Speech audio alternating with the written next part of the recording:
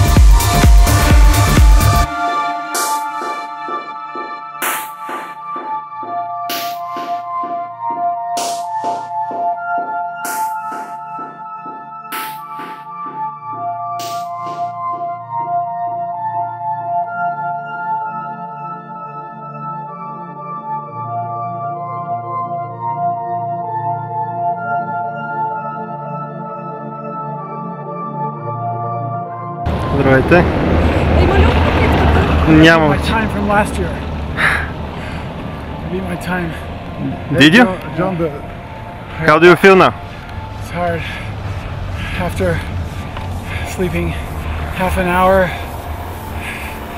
and driving from Antwerp last night before I slept 5 hours. So kind of tired.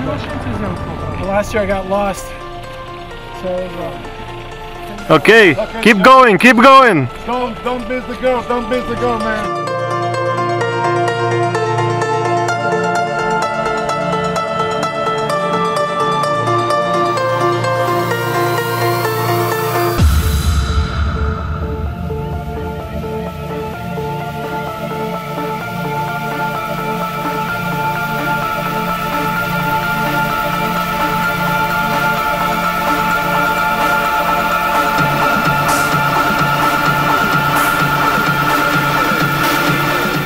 Дойдох тук да уважиме. И това събитие. Медала е по случай моя туристическа дейност.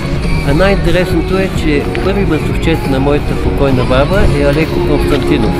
Значи вие сте роднини. Малко първи братовчет го е баба. Медала кой ви го е дал? Ами БТС, Централния съвет на БТС. По случай моята 83 годишнина и активна туристическа дейност.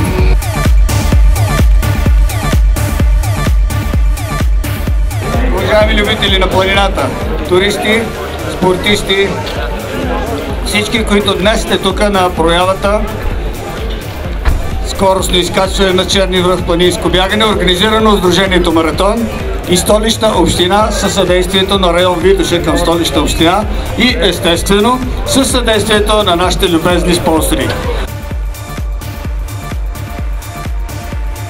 На победителката при жените и на втората ще бъде връчена и награда ваучер за почивка от фирмата Сен Транзит. Представителът е Джон Хелзенлуд.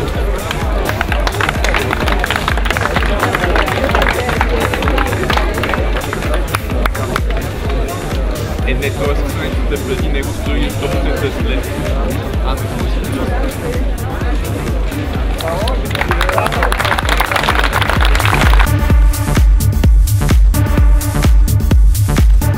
Уважаеми любители на планината, искам да ви покана отново да идвате тук, в тази планина на Витоша,